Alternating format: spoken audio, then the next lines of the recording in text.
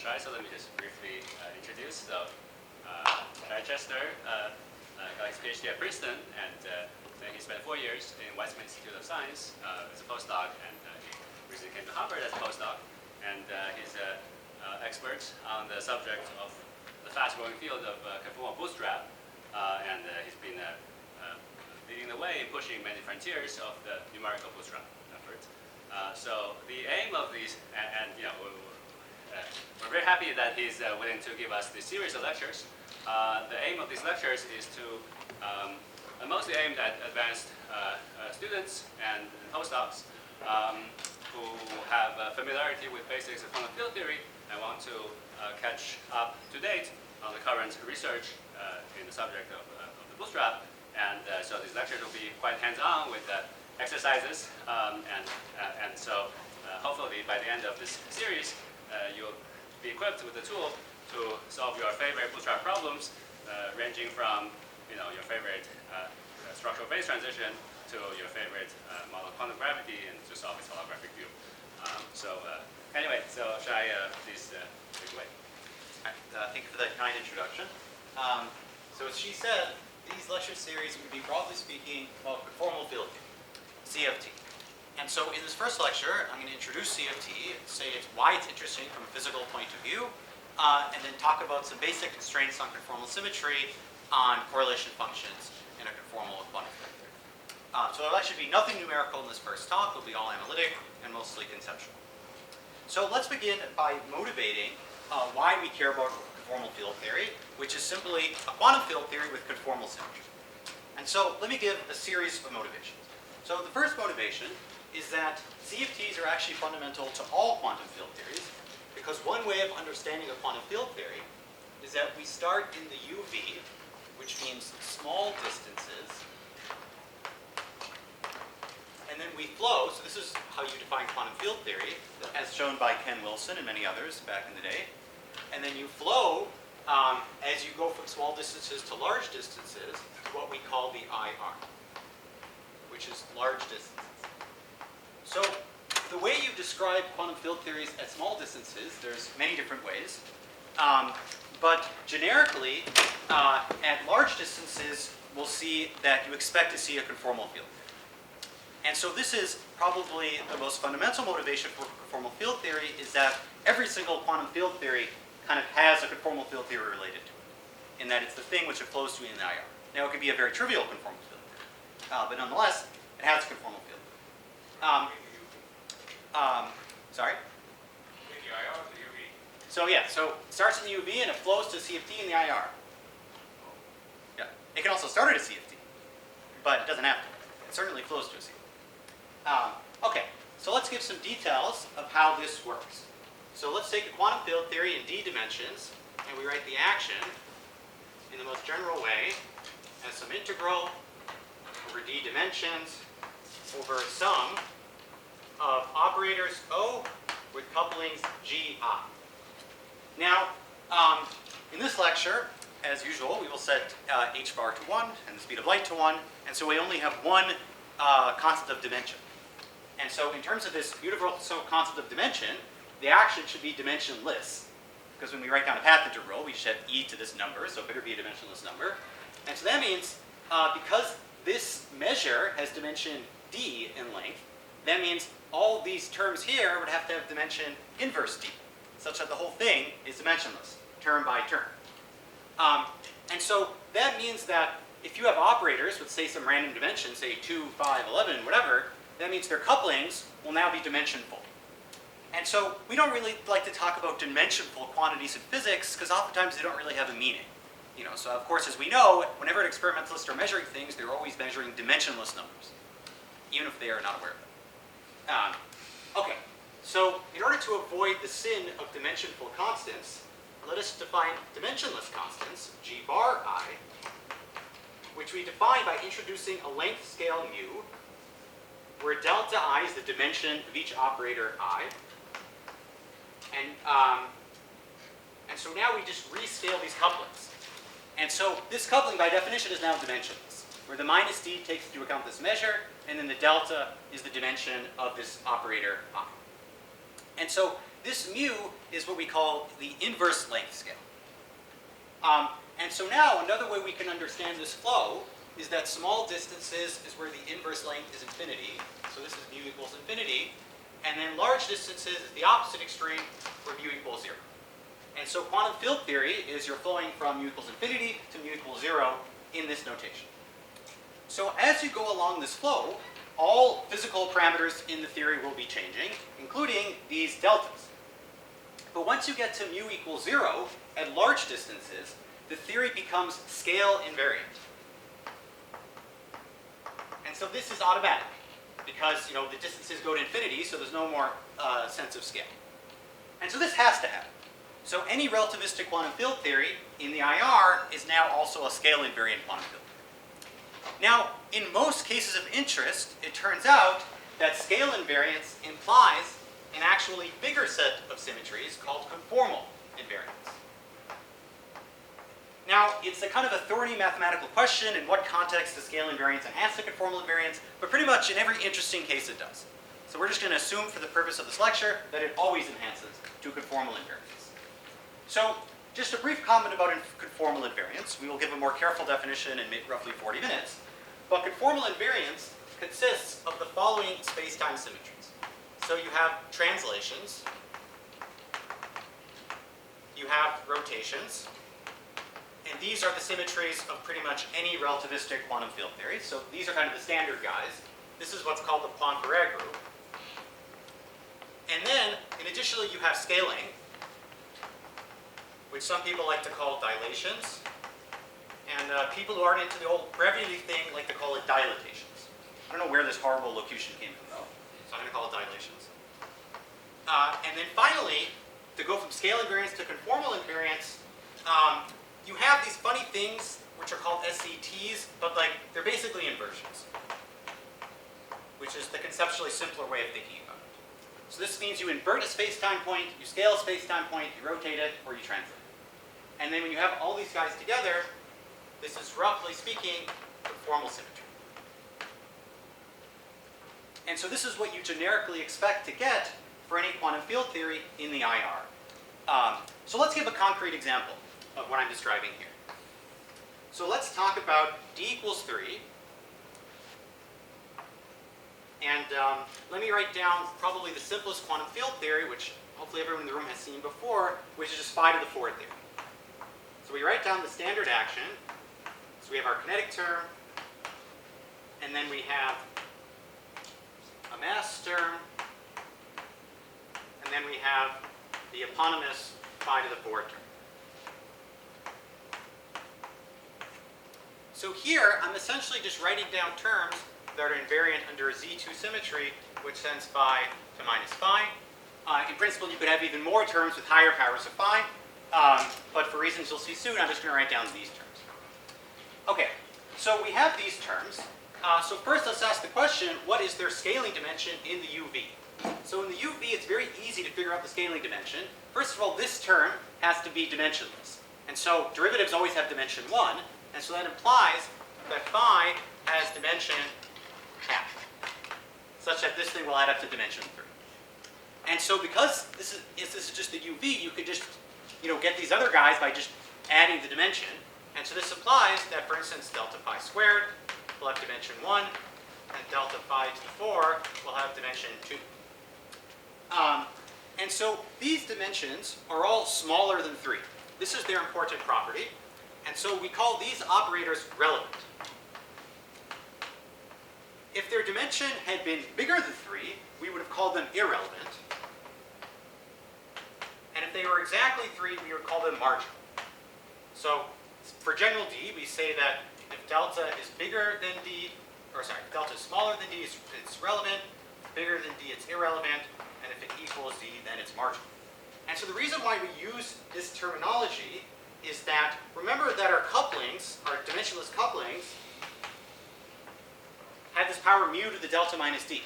And so as mu is going to 0 in the IR, this means that relevant operators, their dimensionless coupling will be getting very big, whereas irrelevant operators, the dimensionless couplings will be becoming very small, i.e. they become irrelevant, hence the term. Whereas the marginal guys are a bit trickier. In the UV, it's of course the exact opposite story, where operators that we call relevant are in fact irrelevant, and operators that are irrelevant are in fact now relevant. And so if we look at this theory, which we just wrote down in the UV, because these operators are relevant, that means in the UV we don't actually care about them, and so that means the only operator we care about is the kinetic term itself, and that's why this theory is free in the UV, because it only has a kinetic term. But let's ask what happens in the IR, because that's what we care about. So what happens in the IR depends on the parameters of these operators. So let's write down the dimensionless ratio of this m and g, which is given by m squared over g squared. And so by dialing this ratio, we are going to see, so this is up to us. So we can tune this ratio. Say we are experimentalists studying this field theory in the wild. We would be able to tune these parameters somehow. And then we would see what happens in the IR. And so let's first look at the context where m squared is extremely negative. So in that case, you can find a classical solution to the potential given by these terms, which is given by phi 0. So you just solve this quartic equation, but it's basically a quadratic equation in phi squared. And you get the solution minus 6m squared over g. And so this means in the IR, you would expect that you would break the Z2 symmetry, because your vacuum will be at this value. And so you're no longer at 0. You've now chosen a field configuration. So that means in this case, you don't have Z2 symmetry. Now let's look at another case. Now we imagine that this m squared is extremely positive. So in that case, you won't have the solution because it would have become imaginary. And so instead, your vacuum would trivially just be 0. And that means you preserve Z2 symmetry, because of course 0 is Z2 invariant. So we have these two phases. When m squared is either positive or negative, one preserves Z2, one breaks Z2. And I've just looked at extreme values of this ratio. But you could say, by smoothness, there must be some value in between where you look at the phase transition between these two phases. And so there's some special value of m squared over g squared where you're going to be exactly at the phase transition. And so each of these cases is described by a CFT, but a trivial CFT. Because the mass is going to infinity, that means all operators become infinitely massive, and you have an empty CFT. So if it's conformal invariant, but in a stupid way, because you don't have any local operators. If you want to have a smart CFT, though, you look at the phase transition, and so in between these two guys, you're going to have an interacting CFT for some special value of m squared over g squared. And this interacting CFT will have non-trivial values of these scaling dimensions. So they won't have the values you had in the UV. They will have some other value, which is one of the purposes of this lectures, is to tell you how to know what those values are. But right now I'm just trying to motivate you with why you should care about this question. Because the point is that every quantum field theory is either going to flow to one of these silly empty CFTs or some interesting interacting CFT. And then you then want to know, well, what are the physical observables of that interacting CFT? Okay, so let's now generalize this theory just a very small bit. So instead of just considering one real field, now let's consider n real fields. So now we're going to have phi I, where I is going to go from 1 to n. And this is going to have an ON global symmetry. So for instance, when n equals 1, it has an O1 global symmetry, i.e. Z2. And so you can just take the exact same action and just put in some i's, where we assume that we are contracting over these i's. And now this is the action for the ON quantum field theory. And so the exact same story holds. And you will also, in general, have some phase transition between preserving ON symmetry and breaking ON symmetry. And at the second order phase transition, you have a CFT called the critical ON model. And this CFT is interesting because it actually describes many phenomena that exist in the world that people study. So for instance, the O2 CFT, this describes the quantum phase transitions of thin film superconductors, or so I'm told.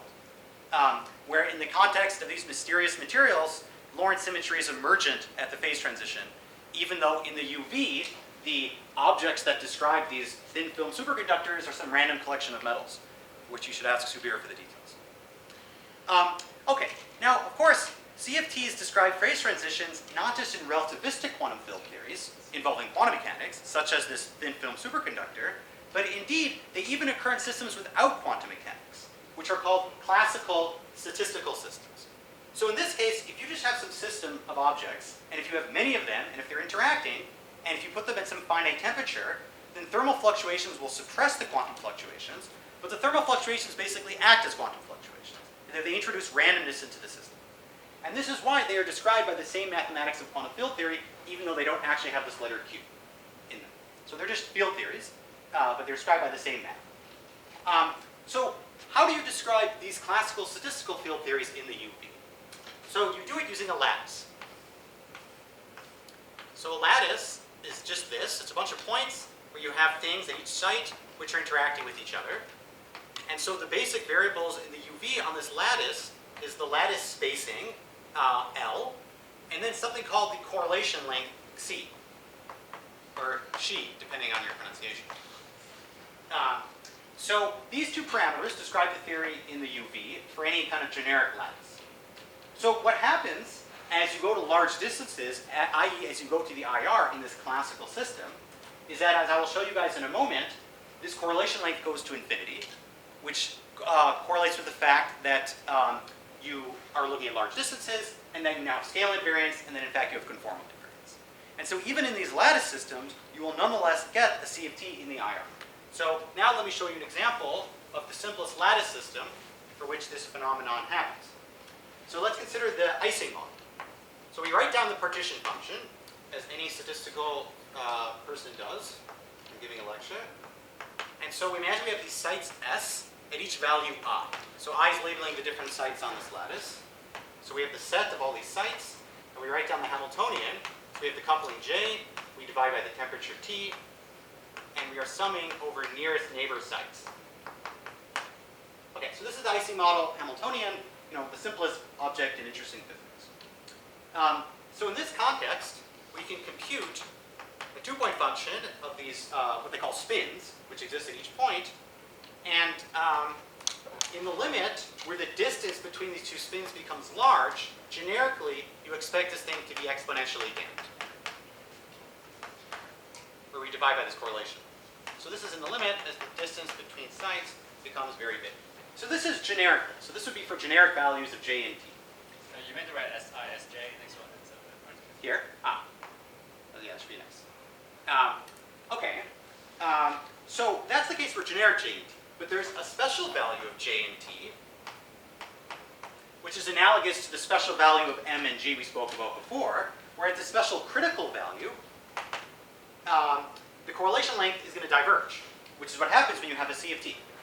And so in this case, this correlation length is going to diverge near this critical temperature with a certain power law divergence given by this exponent nu. And this is as T goes to the critical temperature.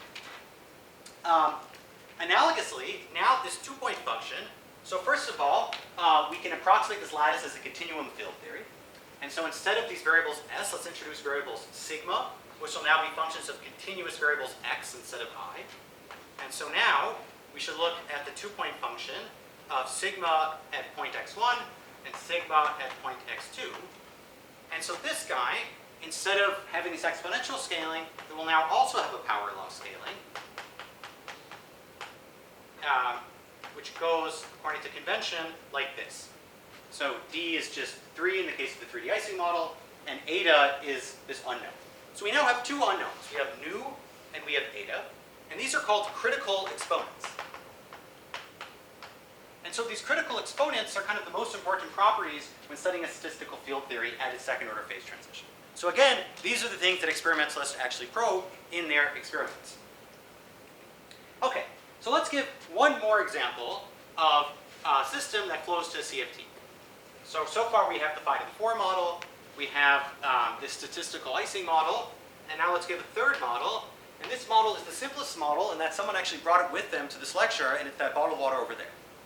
So if you have a bottle of water, so this is water, then, as everybody knows, water goes through different phases. And so if we fix the volume, then as everybody knows, hopefully from high school, people always like to say, like, as you learn in high school, and they say something like insane, like analytic number theory, but you actually do learn this in high school. So this isn't me just humble bragging. So as you learned in high school, for a fixed volume, you can vary the pressure and the temperature in order to get different phases of water. So you get either a vapor, you get an ice, etc. And so in general, you're going to have some phase diagram in terms of pressure and temperature. And the claim is that there's a certain critical value of this pressure and temperature for which you get a second order phase transition of the water. And so it's a second order phase transition, and so the entire system starts interacting. If you actually look at your water, you'll see it'll start becoming milky, which is kind of what they call like critical opalescence. And that, again, is described by a CFT. So far we've discussed 3 different CFTs. One for water, one for phi to the 4, and one for the lattice icing model. And a priori, you might say, like, okay, now I have to study 3 different CFTs. But the magic is that these are all the exact same CFT. So in the IR, they are identical. So these guys are all the same. And so the fact that all these guys are the same is what we call universality in condensed matter, and in high energy theory, you just call it duality. These are the exact same concept. And so the concept basically means that you have different descriptions in the UV. So here you had billions of water molecules. Here you had a field theory. Here you had a lattice. Nonetheless, in the IR, you have the exact same physics, which are just completely identical. And so why do you have this duality or universality? That's one thing which I'm going to explain in these lectures. And I would even argue that this statement was only proven because of the numerical bootstrap. So I think people used to claim this beforehand, but they didn't really have any evidence. Now I think we do have evidence because of the numerical bootstrap of why universality exists. But we can already give some intuition about why such a thing might happen. So first of all, let's go back to the concept of relevant operators. So as I said, the only operators that matter in the IR are operators whose deltas, the scaling dimensions, are smaller than the space-time dimension, which for our case, let it be 3. And so it turns out there's a one-to-one correspondence between relevant operators and the number of parameters you need to tune in order to get to your fixed point. So for instance, in the context of the phi to the 4 theory, we were just the number of parameters, the number of relevant operators that are also invariant under the UV symmetries. So in the phi to the 4 theory, you have Z2 symmetry, and so your question is how many Z2 singlets are invariant and are relevant? And the claim is that there's just one operator, which is a relevant singlet. Similarly, in this lattice icing model, we also have exact Z2 symmetry, where S goes to minus S, and so we also expect just one relevant singlet. And that's why we only had to tune one parameter, which was this J over T. In the case of water, we had to tune 2 parameters, pressure and temperature, and that's related to the fact that a random bottle of water has no symmetries. And so now we expect there to be 2 relevant operators. And so one thing I will show you, although for now this is just a claim, I'm not giving you any evidence so far, is that in the icing CFT, as it is called, there are just 2 relevant operators, which is delta phi and delta phi squared. So these are the only relevant operators, where this guy, of course, is Z2 odd, and this guy is Z2 even. And so then the claim is that how many, okay, so the question is, how many CFTs are there in 3 dimensions, which have Z2 symmetry, and include only 2 relevant operators, one Z2 even, one Z2 odd? In principle, there could have been 10,000 such CFTs. It turns out that there's just one. And that is why you have universality. Because if there's only one such CFT, then these systems were basically forced to flow to the same CFT. And this is actually a much broader statement. So here we've talked about just Z2 symmetry, but you could have similar statements about systems that might have like some larger symmetry in the UV, like say O2 or O3 or something like that. And the statement is that naturally occurring CFTs will have very few relevant operators. Because if they had many relevant operators, they wouldn't be natural. I mean, like if you had 10 relevant operators, you would have to turn 10 different knobs to get to the IR CFT, and that's not going to happen in any realistic experiment. So all naturally occurring CFTs have few relevant operators, and it turns out that the space of CFTs with just a few relevant operators is extremely small. And we don't really know fundamentally why this is the case. This is one of the mysteries of the universe, but at least now we have evidence and proof that it is the case, at least for the simplest cases. And so that's one thing you're going to actually learn in this class. You're going to see extremely strong numerical evidence that there really is just a unique CFT with Z2 symmetry and just these 2 relevant operators. So I don't know how people justified this before the bootstrap. Now, this universality, just one more comment, it truly can occur between any system. So I described these classical statistical field theories. I also described quantum systems, and yet nonetheless they have the exact same IR CFT. So you can see that things without quantum mechanics and things with quantum mechanics can nonetheless be identical in the IR. Now, the ingredients that you use to describe your UV theory can be much more exotic than simply a lattice or a field theory. It can even be things in quantum gravity. So I'm not going to make too many comments about quantum gravity, but in quantum gravity there's things called branes. And it turns out that if you look at the IR effective theory on a brane, that too is also a CFT. And in some cases, that CFT can in fact be the Z2 Ising CFT for something called higher spin quantum gravity. And so it shows that truly any random thing in the UV has the chances of flowing to a CFT, and there are very few such CFTs. And this is why we care about CFT. So this isn't just some random subject in physics. I would say this is the subject. Okay, so this concludes some of the motivation of CFT and why you should study it. So now let's give a bit more details about what we mean by conformal symmetry, because that's going to be kind of the hero of this story. So CFTs are quantum field theories with conformal symmetry. And so this is a bigger symmetry group than your standard Poincare symmetry. And so that would make you think that it should be easier to study such theories because they have more symmetry, which is usually the case. And so it's true there are more tools. The problem is that CFTs are strongly coupled. And so this means all their dimensionless couplings are generically big. So what's an example of a weakly coupling theory?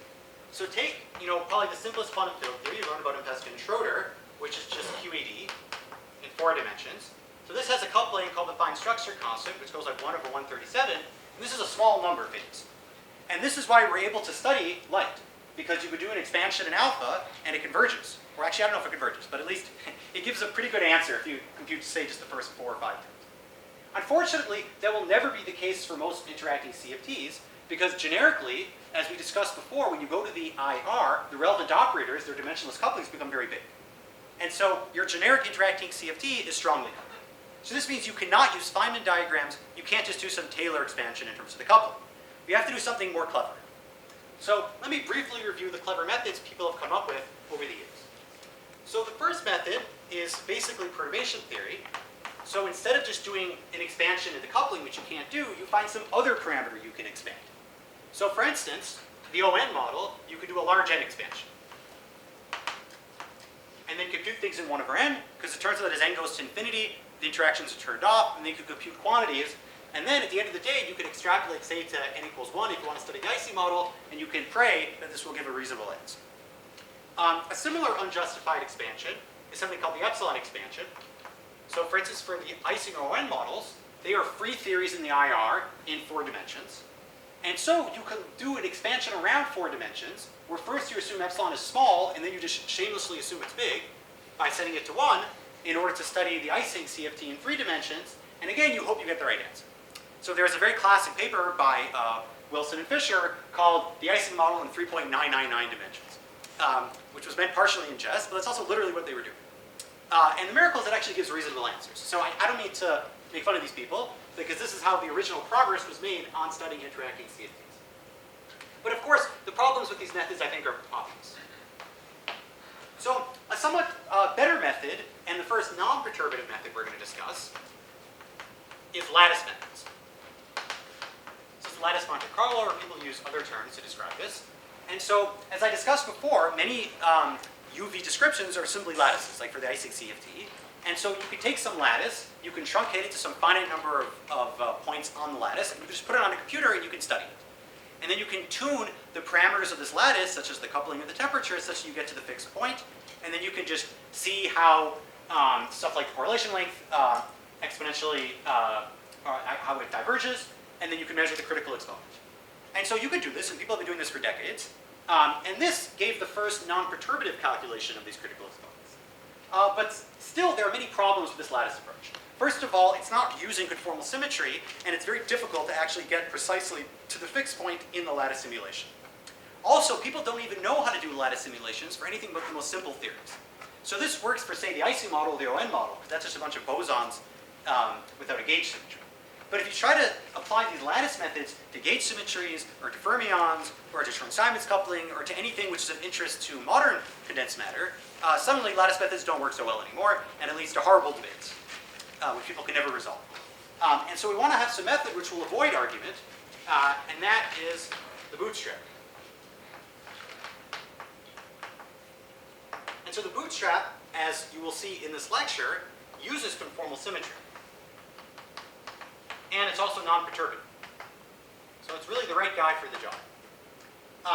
So I won't give you any details of how the bootstrap works for now, but let me just give you results. You know, because my philosophy, you should always see the answers before you see the question. Okay, so let me give you results for what I claim to be the two relevant operators in the Ising CFT, which is delta phi squared, or delta phi and delta phi squared. So I'm going to give you the best results for Monte Carlo, which is 0.51813, an error of 5, and then 1.41275, an error of 25. Now I'll give you the best result from epsilon expansion, so 0.5812. So as you see, it's less precise than Monte Carlo, but like at least the first couple orders match, which is itself a miracle, considering this is a totally unjustified calculation. I mean, so people do this by computing many orders in epsilon and then doing something called the Pade approximation, which I've never understood why this is justified. So if anyone knows, please tell me. And then lastly, you have the bootstrap. So I'm actually going to give you some old bootstrap results, because since then they've gone to like twice as many digits. But at least these are the historical results. I wrote these notes 3 years ago, which is 0.518149.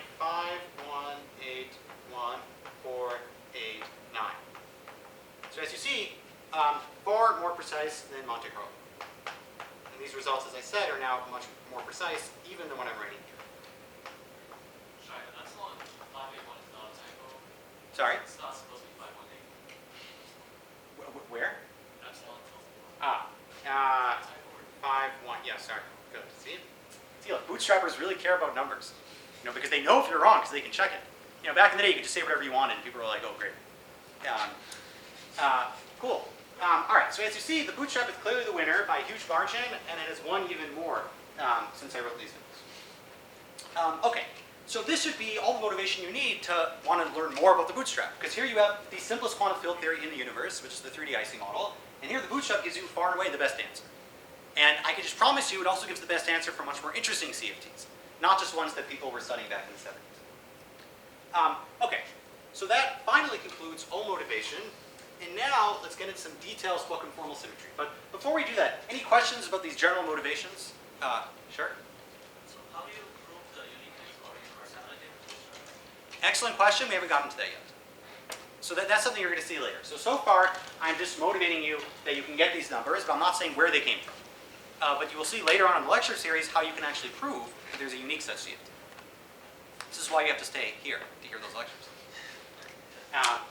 Any other questions? Why is it important that to get the precision so high? Can we learn something? Specifically for the Ising model, maybe not. I don't really care so much about getting Ising model digits to million digits. So this is more of a proof of principle. The cases where you do care is where there is no other method. You know, so for instance, in the condensed matter literature, people are very interested in something called QED3, because it supposedly describes all these new materials that people are trying to discover right now. And in those cases, there just aren't any other reliable methods to compute these critical exponents. And then, like, when you go to cases of quantum gravity, where your CFT is now something like n equals 4 superring mils, I mean, it's like a joke to even think about doing that on the lattice. And so I'm just showing you the absolute simplest example. But it becomes more interesting once you go to more non-trivial examples. Any other questions? So these numbers are critical, they're not critical. Yeah, okay, sorry. So I should give a bit of an explanation of how these guys relate. I mentioned before these critical exponents, and critical exponents are related to these scaling dimensions in this kind of funny way. If I can find the exact relation somewhere. Here. So the way you relate these to traditional critical exponents is that delta phi equals half plus eta over 2, whereas delta phi squared is 3 minus 1 over nu. So you have these kind of funny relations, but these all just follow from symmetry, basically, symmetry arguments. And so like these are the things called critical exponents, but this is just an historical thing. So it's like back when people first studied these systems, they defined these quantities. Turns out the more natural quantity is the scaling dimensions. But the statement is that all local CFT data is what determines the critical exponents. And so if you know all the scaling dimensions, you will inevitably know all these critical exponents. Okay, thanks for reminding me about that. Any other questions before I move on? I just want to make a comment to the earlier question. High precision data of the high precision result of low energy data also allows you to indirectly probe high energy physics, as we know in the real world, but also in the case of holographic models. Yeah, I mean, if you want to do conformal perturbation theory, for instance, and so like maybe the vanilla icing model you don't find so interesting, but there's other theories like the random icing model, of which much less is known. And if you want to study such a theory, you could start by first knowing the 3D icing model super precisely, and then perturbing away from that with conformal perturbation theory. Or I'm told there are people here who are interested in Hamiltonian truncation. And in that context, if you want to study the full quantum field theory, not just its IR behavior, one strategy of doing that is step 1, solve the IR CFT to incredibly high precision, and then do Hamiltonian truncation, and then you've solved all of quantum field theory. So that's another motivation. I mean, if you have English for square nils, you can compute non-perturbability correction to some low dimension operator, also allow you to indirectly probe the physics of black holes of high energies. Indeed. And the holographic theory. Yep. Great. All right, so now let's talk about some details of how conformal symmetry works, which will be the remainder of this first lecture.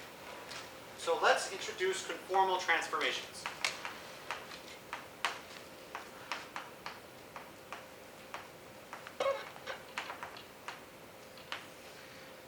All right, so the conformal group can be defined as translating some space-time point x to some other point x prime, such that it makes the metric change just up to some overall constant, or not overall constant, but an overall thing which depends on the position, which we call omega squared of x.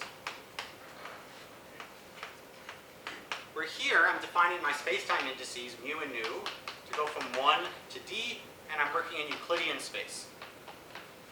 So no time, because this makes calculations easier. So I won't talk about Lorentzian space in all these talks. So this is the definition of a conformal transformation. Another way of saying it is that it's transformations that preserve angles. So let's see how we can go from this definition to the definition I gave before of translations, rotations, scalings, and inversions. And so the usual way you study these kinds of things is that you look at infinitesimal versions of this transformation. And so now let's imagine, more specifically, that I'm having my point x prime mu equals the original x mu plus some small deviation epsilon of x. And now let's expand everything to leading order in epsilon. So I can then do the following simple calculation. So I have my g prime mu nu. As usual, I define this change of metric in the standard way. So I'm just changing my metric here. So these are derivatives. Hopefully they don't look like A's. It's always a difficulty. So this is what you start with. You're changing the metric. Then I just plug in what I've just written there. So I take these derivatives. And so by definition, I have this delta alpha mu minus the derivative acting on epsilon. And then I have another Kronecker delta mu beta, where I subtract this partial derivative. So I just plugged in the definition over there, and then I just expand this thing to leading order in epsilon, and I get the original metric minus this guy. So delta mu epsilon nu plus delta nu epsilon nu. This is up to quadratic and epsilon squared terms, so you don't care about because epsilon is small. So if we now compare to the definition here of what a conformal transformation is, so first what we can do is that we can take the trace on both sides in order to fix the value of omega. And then after we fix the value of omega and compare to this equation, the leading order in epsilon, we see that this implies this equation, which is called the conformal killing equation. does nothing to do with murder. It's just there was some German guy named Killing. And after all, Germans like to murder, so it makes sense.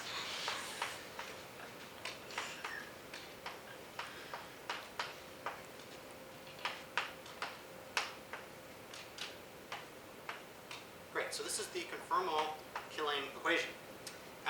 Remember, we just fixed omega by taking the trace of both sides. So now we can just look for solutions of this conformal Killing equation, and lo and behold, we find the 4 expected solutions. So one solution is where this epsilon, which generically can depend on space-time, is just a constant, which we call a mu, i.e. translations. So that's the first solution. The second solution is where we rotate. So we introduce this rotation matrix M. We rotate the space-time point. The third solution is dilations. So this is a very simple one. We just multiply by some constant alpha. Let me just write A so it looks more like a constant. So these are dilations. And then finally, we have the weird guys. So I warn you, this is going to look very ugly. I'm sorry. This is what you call a special conformal transformation.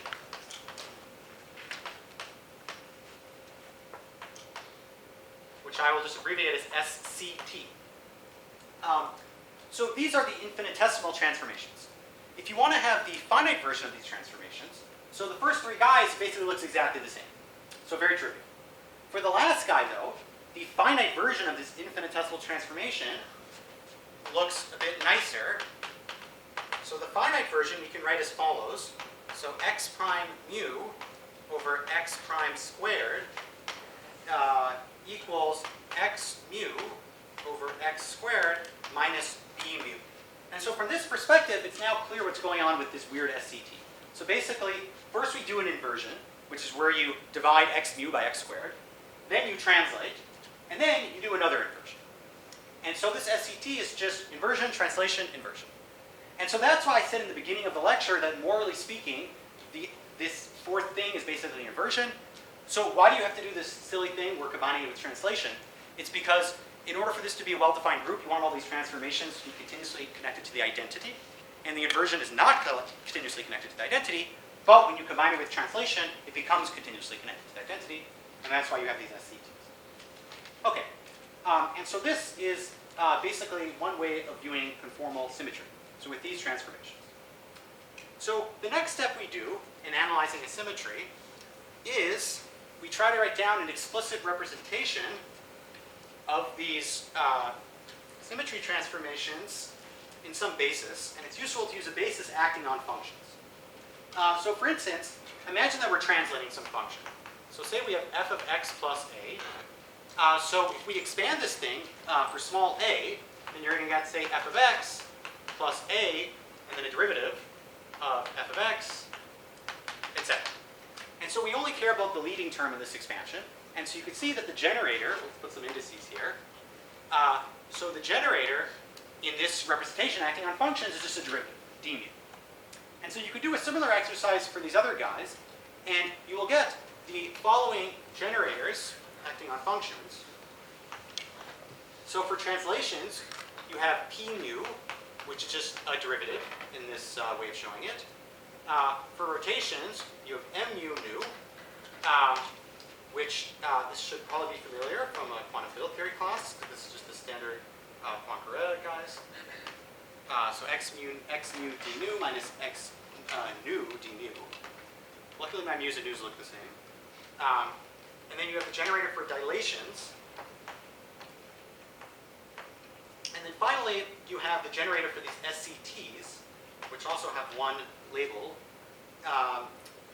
which is an analogously hideous formula. So 2x nu contracted with d nu, x mu minus x squared d mu. Great. And so the usefulness of having this explicit representation is that we can now easily write down the commutation relations. And so this is a simple exercise. You just take some test function, And you see how commuting these things, what answer they will give. And so let me write down the explicit answer.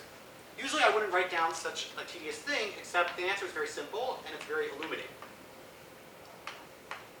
So if you do the commutation relations between the rotation and the translation, then you get the following answer, which is the answer you expect basically for anything which is a vector. So this is basically just saying that this P generator is a vector, because that's how it commutes with the generator of rotations. Similarly, if you do the same thing for K, you're going to get the exact same answer, except replace P by K. And so this is also just telling you that K is a vector. So that's why it's actually not so bad. If you do the one between M and itself, I'm not going to write down the answer because it'll take a long time. But you can find this in your standard quantum field theory textbook, and this is just commutation relations for the rotational mode. So it's something you guys should already know. I will write down the last two because they're a bit more interesting. So the commutation relations between K and P, we have this kind of interesting guy. So now it involves D, the dilation. And then we have commutation relation between D and P. This one's very simple, just gives P itself. And between D and K, this gives minus K. Okay, so here is the list of commutation relations. The first three are pretty straightforward. It's just saying P and K are both vectors. This is just the definition of a rotation generator. And then the interesting guys are the bottom three. Okay, so what can we do with this? First of all, we can make the observation that just as M was the generator for the standard rotation group SOD in d-dimensional Euclidean space, so too the entire conformal group is actually just has the same algebra as SOD plus, or the same group in fact, as SOD plus 1, comma 1. And so how can we see this? So this is perhaps surprising because it looks very complicated from this perspective. Secretly, it's just like a big rotation. And so the way you do this is that, first of all, when these mu nu indices are just going from 1 to d as we defined them, then we could define these SOD plus 1 generators L as just literally these M's. Now, let's enlarge the list. So instead of just having mu and nu, let's have LAB, where A goes from -1, 0, all the way up until D. And so now we're going to have L -1, 0, which I define to be D. I'm going to have L 0 mu, which I define to be P mu plus K mu over 2. And then I'm going to have L -1 mu, which I define to be P mu minus K mu over 2. And so LAB is antisymmetric, and so this completely defines the L's.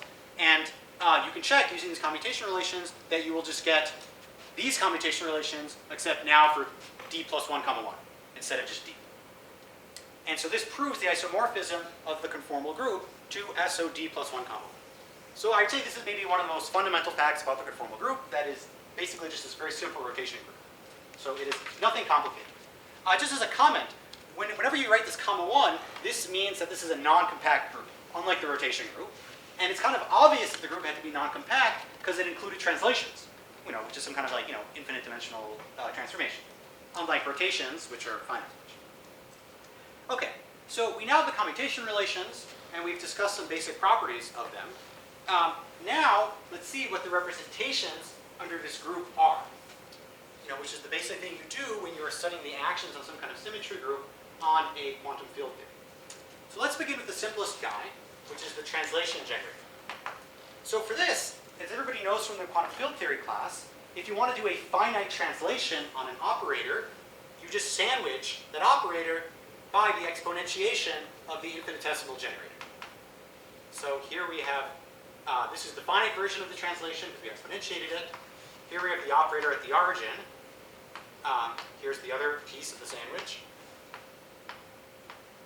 And then this just moves your operator to be at point x. And so if you look at the infinitesimal version of this equation, if you let x be very small, then you see this just reproduces this commutation relation commuting p with your operator x, which puts the generator, which is just the derivative, on the right-hand side. Okay, so this should be a very familiar story. This is how translations act on operators at some point x. So now we can do rotations. This should also be familiar because this is also part of the Poincaré group. And now let's start by rotating the operator at the origin. And let's assume the operator is in some representation A of the rotation group SOD. So A is some index, which is going to go from 1 to whatever the dimension of this rotation group is.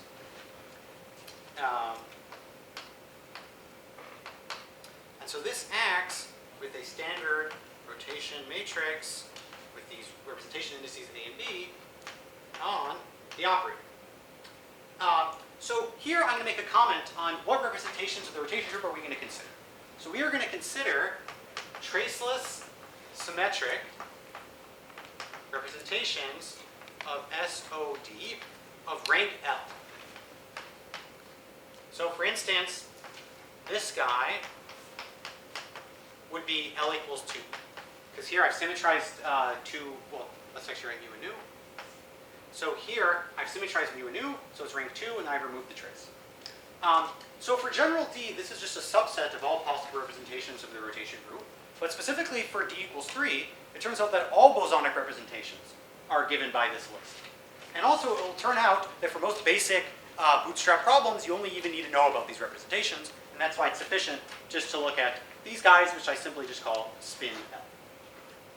Okay, so far I've said how rotations act on an operator defined at the origin, but the most general operator should be defined at some point x. But for that, you can just use the fact that a point x is related to the point at the origin by this equation.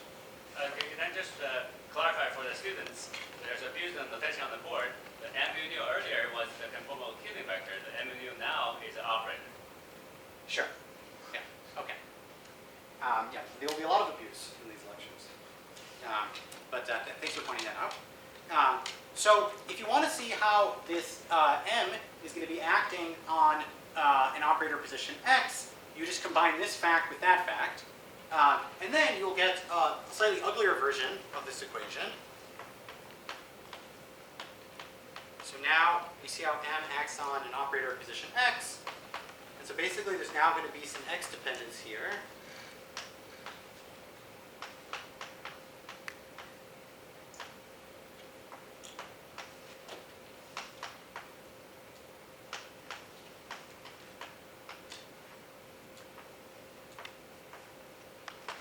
Great. So you can see it's basically the same equation as here, except now there's some x dependence. All right. So far we've done translations and rotations. Now let's move on to dilations.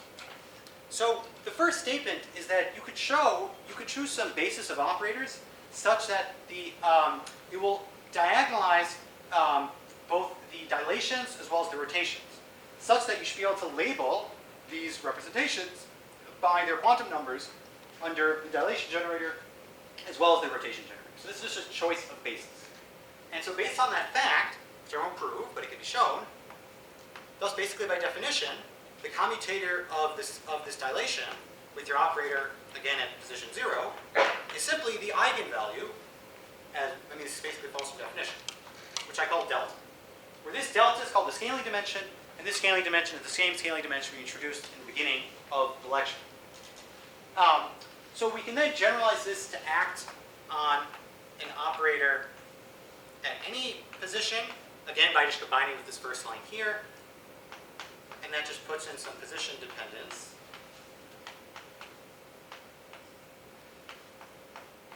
As such. So before I talk about so I'm missing one guy. So I'm missing the SCT, this K generator. But before I give the answer, let me just do something which is a bit more illuminating. So we can use these commutation relations that I just erased to show the following fact, which is that if you act with your dilation generator on the commutation of P with an operator at 0, so this is a double commutator, then just by using these commutation relations, you see you're going to get delta plus 1 with this commutator. Similarly, if you act with the dilation on the commutator between K mu and the operator at the origin, then you're going to get delta minus 1 times this commutator with k. And so these equations should be very telling. This should remind you of when you studied SU2 representation theory, and you defined raising and lowering operators, and what they did is that they raised and lowered the quantum number, in that case the spin. So here, we are raising and lowering the new quantum number, which is the scaling dimension. So P is a raising operator, and K is a lowering operator. So one thing I won't justify in this lecture, we'll discuss in more detail in the next lecture, which is that you can show that for any unitary CFT, there's a lower bound on the possible value of the scaling dimensions.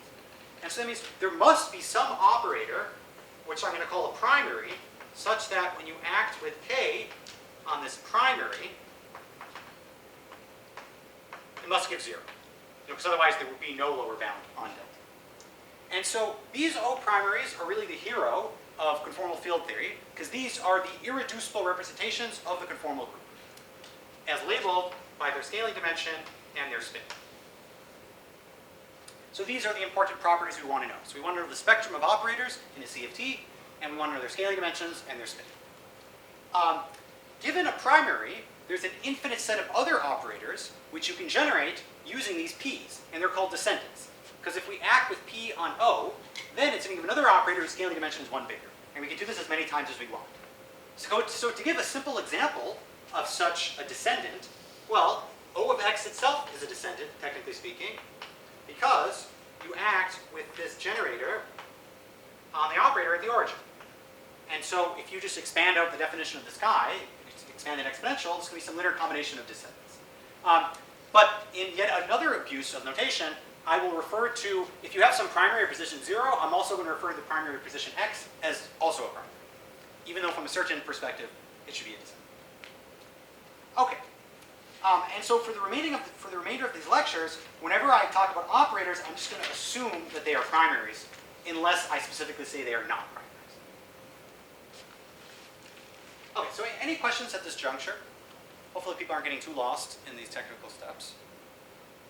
Everybody good? Great.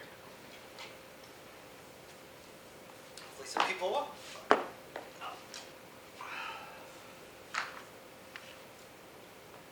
All right, so far we've mostly been talking about infinitesimal transformations, which is what you do when introducing a group.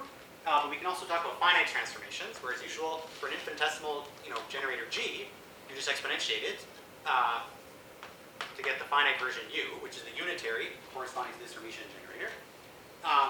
And so let's see how this finite conformal transformation acts on an operator. So as usual, we sandwich our operator between our unitary, where its transform is in the representation labeled by A of the rotation group. And it can be shown that the finite version of these transformations we just discussed, so here's the capital omega from the beginning of the talk. Here it's back. Now it's the power delta, which is the scaling dimension of this operator. We have this quantity D we're going to define in a moment. So D basically is a matrix corresponding to the specific representation of the rotation group, which your operator is in. And that's why this has labels A and B. And then here is our operator. Now position x prime. We're here. We define this omega as follows. This is a definition. Okay, so this defines the action of a finite conformal transformation on an operator. So just to check this messy expression, let's do it for the simplest case, which is a dilation. So for a dilation, also known as a scaling, x prime is simply becoming lambda x. And so based on this formula, that implies that omega is just lambda in this context. And so if we plug it into this equation, we get the simple answer, e to the d, our scalar operator of x, e to the minus d, equals this lambda to the scaling dimension of the operator, where the operator has been rescaled, as scaling suggests. And this, furthermore, reduces, if we look at an infinitesimal dilation, to the infinitesimal transformations given before. Namely, this will reduce to the guy we wrote before. Let me just rewrite it for clarity, which was the dilation acting on this operator is x mu d mu plus delta acting on x. So this is what happens when it's a very small dimension. And so this is just to show that everything kind of holds together.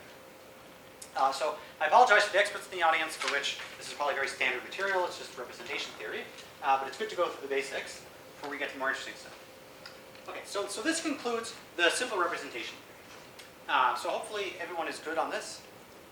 I mean, even if you haven't been following all the details, the important takeaway is that there's just 4 symmetries. You know, translations, rotations, dilations, and basically inversions. And we are seeing the consequences of these 4 things. And so we wrote down the algebra. Now we get to the slightly more interesting part, which is how do these symmetries actually act on correlation functions. So this was all kinematics. Now we're going to do dynamics, which is interesting stuff. So just as a philosophical comment, interesting physics should always be about dynamics. Kinematics are trivial. All right, so to continue. So in order to do dynamics, we actually have to look at expectation values. We have to assume some kind of quantization of our theory. I will go into the details of quantization in the subsequent lecture, because it doesn't really matter so much for what I'm going to say right now. So let's just assume we've chosen some quantization. And so now, let's say we have a bunch of operators in various representations. So these can be spinning operators in particular. So we have n of them. And so we just basically do this operation on every single one of these operators. And so when you do a finite conformal transformation, each of them is now going to have one of these factors. So I'm not going to write it out, but basically they're going to have a bunch of these omegas, to the delta 1, and then omega to the delta n, and then like various rotations of this correlation. And so we basically want to see the consequence of this equation, which you could call the conformal Ward. But you don't actually have to like literally write down this ugly equation, because you can kind of see it in your head, which is much easier. So first let's look at a one-point function. So here's a question. What is the expectation value of a one-point function? In generic quantum field theory, this could be something very complicated. But for conformal field theory, the answer is very easy. It's 0. And the reason why it's 0 is simply because you have scale invariance. Because if this thing wasn't 0, it would define a scale, which should be impossible for a scale invariant theory. Okay, so we started off very easy, just 0. So now, sorry. Delta is not 0. Sorry. You're assuming delta is not 0. Good point. So this thing is 0 with the exception of the identity operator, for which it's 1. Which happens that if there is unitary. So. I'm also talking about unitary theories. Okay. Yeah, so I'm mostly going to be talking about unitary theories unless otherwise stated, and I think I will only be talking about unitary theories. Okay, so now let's move on to two-point functions. And let's do two-point functions of a scalar for simplicity. So imagine I have O of x1, this is a scalar, O of x2. So how do I fix this guy? Again, in a generic quantum field theory, this should be something very complicated. But we can use our various symmetries. So first of all, according to translation symmetry, we know the answer has to be a function of the difference between these 2 points. And then rotation symmetry says that it has to be the magnitude of the distance. So this is what we have so far. This is what it would be in a relativistic quantum field theory. But now we can use scale invariance, so it has to transform under the scaling. So that means after we do this transformation, these scaling dimensions will appear.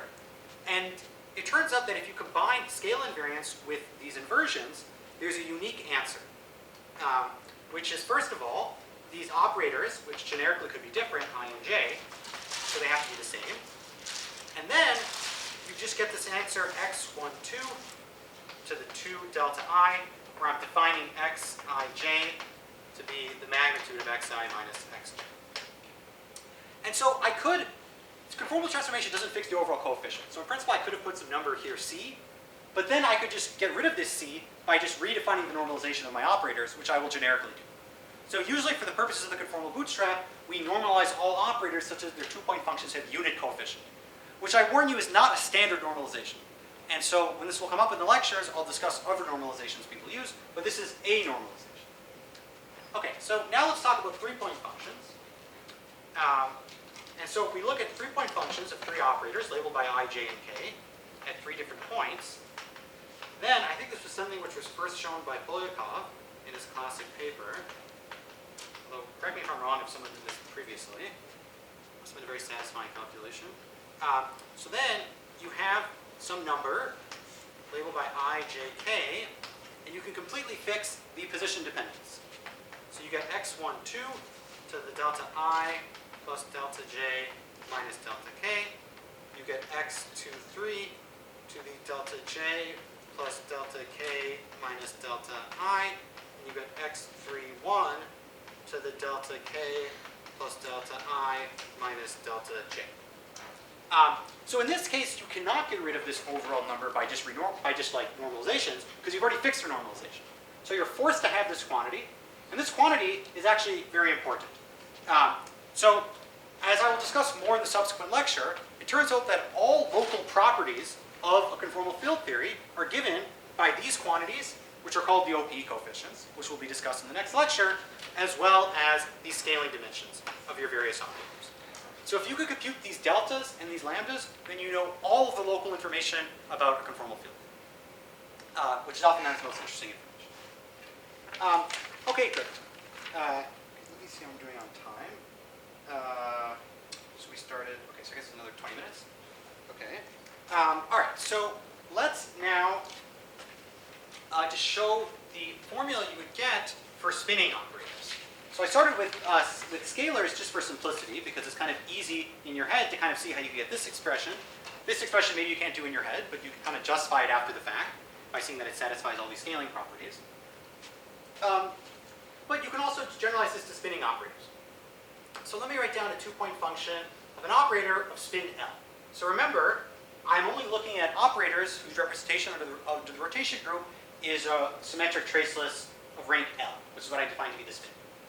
So I can just write down L of these indices. So this is a spin L operator at position 1. And then I have another guy which will have also L indices at position 2.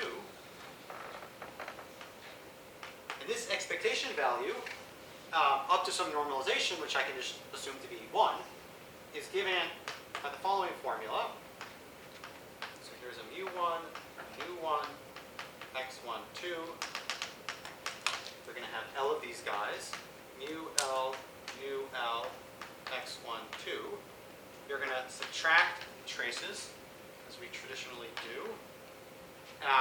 Where I'm defining this quantity I to be delta mu nu minus 2 x mu x nu over x squared. Great. And so now we can write down an analogous three-point function. In this case, I'm going to simplify. I won't show you the most general three-point function for any spin. Instead, let me use the notation of a scalar. I'm going to call it phi. So this is a scalar operator. I is just a label. Here's another scalar operator. J is another label. And now let me write a spinning operator. And you will see soon, i.e. in the next lecture, why I'm only looking at this specific three-point function. Because this is the one that will basically show up in most cases. So you don't really have to look at the more general set of three-point functions usually. And so this guy, you can again completely fix this from conformal symmetry. And so now we're going to have our usual OP coefficient, which is the number on top.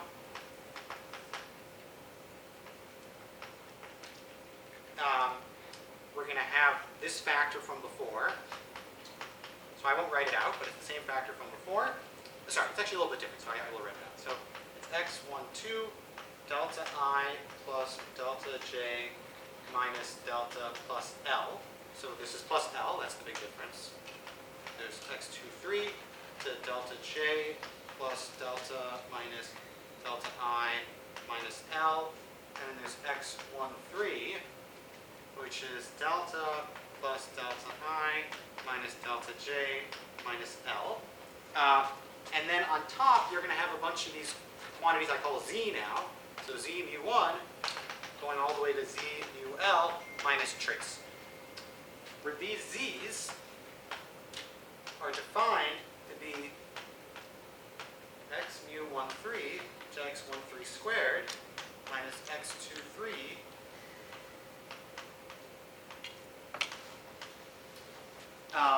okay, so one of the reasons why I wanted to write down this explicit formula is there's a very simple property you can see immediately, which is that if you permute this first guy with the second guy, these z's are antisymmetric. And so that immediately implies, because the whole thing has to be invariant, that these lambdas have a simple antisymmetry property. So these lambdas, so lambda phi I phi j delta L has to change with the power of the spin to be lambda phi j phi I omega. And so this is a very simple property, but it's a property which will be very useful in the following, because this will basically allow us to restrict what spin is going to be on a given 4-point function. Okay, so far I've talked about 1-point functions, 2-point functions, and 3-point functions, and the point is that their dependence on position is completely fixed, and the only new numbers that really showed up is the scaling dimension delta, as well as the OP coefficient lambda. Now I'm going to do higher point functions, and they're the fun ends, unfortunately. So unfortunately, just to clarify for Yeah. people unfamiliar with this, here you only talked about the symmetric traces tensor representation. yeah, I think I was pretty clear about that. I'm just talking about a subset of all representations of the rotation group, what I call the symmetric traces of rank L. I'm not doing every possible representation. Of course, I'm also not doing every possible 3-point function. Here is just 2 scalars and this spin L representation. But, as I said, in the next lectures, you'll see why I'm looking at this subset, because this is the most important for most purposes. And in 3D, as I mentioned, these are in fact all the bosonic representations of the rotation. Okay, so now let's look at the general problem. So let's look at an n-point function in d dimensions. And so we want to know how many invariants we can construct under the conformal group. So if n is greater than or equal to d plus 1, then the number of invariants is nd minus half d plus 1 d plus 2. If n is less than d plus 1, then it's just half n minus 3. So as a quick consistency check, for the 3-point function, there's no invariance. And indeed, when you plug in n equals 3, you get 0, no matter what the value of d is, where I should also comment that in these lectures, I'm always doing d bigger than 2. Although these results will also work in the limit where d goes to 2.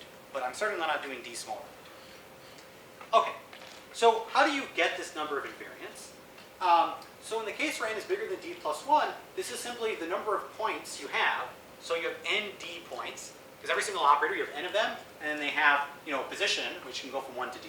So you have nd points, but then you subtract the dimension of the conformal group, which recall is SOD plus 1, comma 1. And so that's how you get this number. This is the dimension of the conformal group, and that was the original number of points. If n is smaller than d plus 1, though, then you have to add the dimension of a non-trivial stability group, which is SOD plus 2 minus n. And so that's why in that case you get this different number. But in all cases, you get the same answer when n is 4. So for a 4-point function, when n is 4, the answer for this is just 2, as you could probably compute in your head. And so what are these 2 invariants? Well, let me just write them down for you explicitly. So these are called conformal cross ratios. And so these guys are very important, and so you should probably memorize what they are, although I will admit that in working on this for over a decade, I still have not memorized what is u versus v, and I always have to look this up whenever I'm writing a paper. It's really annoying. Okay, so that's u, and this guy is v.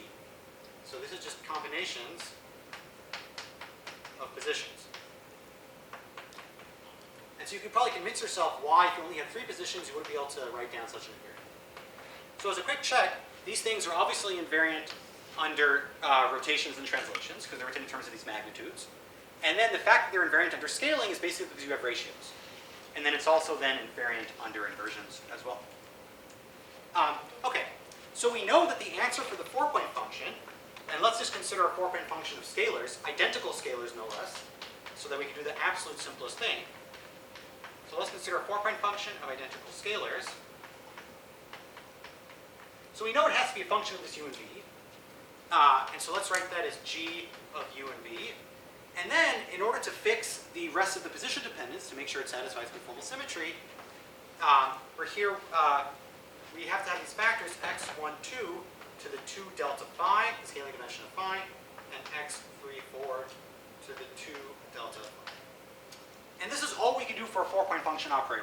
So unlike 3-point functions and 2-point functions, where it's totally fixed up to maybe a number, here it's fixed up to this function of u and v. But this is at least much better than a generic quantum field theory, in which case, generically, you would have dependence on many different invariants, which is why it would be much harder. So conformal symmetry really does help. So there's one more trivial fact, which let me just like slide it at the end, probably not so important, which is that because we are working in a Euclidean quantum field theory, this means that the operators in this correlation function must commute, which would not be the case in a Lorentzian conformal field. And so it's easy to check that the 2-point function and 3-point function already satisfy this property. Because if you commute, say, 1, 2, and 3, if you just permute these labels, this thing is clearly invariant. Because you had x12, x23, x13, and you had these deltas in this permutation invariant way. Similarly, a 2-point function was trivially invariant under permutations. But for this 4-point function, if you start permuting x1, x2, x3, and x4, first of all, you'll see that u and v change their definitions. And also, this x1, 2, x3, 4 factor is going to change. So in particular, there are, so these are called crossing relations. And so they're given by the group S3, which is a way of permuting 3 things, basically. And so S3 has 2 generators. And so that means there's 2 non-trivial crossing equations. One of them is g of u and v equals g of u over v. And then the other one is v to the delta phi, g of u and v equals u to the delta phi of g of v and v. And so these are 2 consistency equations that this 4-point function must satisfy according to conformal symmetry. So this first constraint came from swapping 1 and 2. And the second constraint came from swapping 1 and 3. And from these swaps, you can actually generate all possible swaps. So as you'll see in the subsequent lectures, it turns out that this first constraint is a bit trivial, in that it's very easy to satisfy it. You can satisfy it just on the level of the 3-point functions, actually, as I'll discuss in the next lecture. It's the second guy, though, which turns out to be extremely non-trivial, because this is a function's worth of constraints. So this means given a 4-point function, for every single value of u and v, and for any random value of delta phi, the 4-point function has to satisfy this constraint. And it turns out that imposing this constraint will allow you to non-perturbatively give constraints on all the deltas and lambdas, the OP coefficients of the scaling dimensions in the theory, and that is the conformal bootstrap. So the entire conformal bootstrap just follows from this one consistency equation, and the rest of the lectures will just be exploring the consequences of this one equation. Okay, so that's the conclusion of today's talk. So I think there's time for some questions. The audience. Okay. Any other theory? Are there places where bootstrap doesn't work, conformal bootstrap? So like, how can you predict where conformal bootstrap is going to fail, or? Well, okay, I haven't really told you what conformal bootstrap is. I mean, these constraints hold, just identically for any conformal field. So this has to be true for any conformal field. So, I mean, I haven't actually told you how to leverage these constraints in order to get those numbers. So in the beginning of the talk, I just told you some words, which I was like, okay, conformal bootstrap will tell you what the critical exponents are. And so I can just motivate it by saying that somehow this equation is going to give you those numbers. But I haven't told you how you get from point A to point B. And so as you proceed through the lectures, you will get some feeling for the challenges in the conformal bootstrap. But just to motivate you, I will say that the bounds you get from the conformal bootstrap are always rigorous in the sense that there's a certain parameter, and when you increase this parameter, the bounds always get better. And so even if your bounds aren't that good, at least they're guaranteed to get better forever. Maybe they'll just converge to something bad as well. But the conformal bootstrap is always valid for any CFT. It's not like there's like some CFT which like evades these constraints. Any other questions? Or any comments from the audience? Okay, so we have like 5 more minutes left. So I can just give a couple comments about the organization of the course. So as Shai mentioned in the beginning, I have these lecture notes online. So I encourage everybody to join the Slack channel. The way you join the Slack channel was told to you in the email you were sent. But if you still have questions, come up to me right after class and I can tell you how to join it. On the Slack channel is where all messages for the class will be sent, except for reminder emails. Also, there's a series of lecture notes you can find in the archive, but they were also given on the Slack channel. And these lectures will roughly follow those lecture notes, except I think I'll go a little bit ahead of them, because those notes were written 3 years ago, and there's been some progress since then. Also, as she mentioned at the beginning of the talk, there are problem sets for every lecture. And so it's extremely important you do these problem sets if you want to actually learn this material.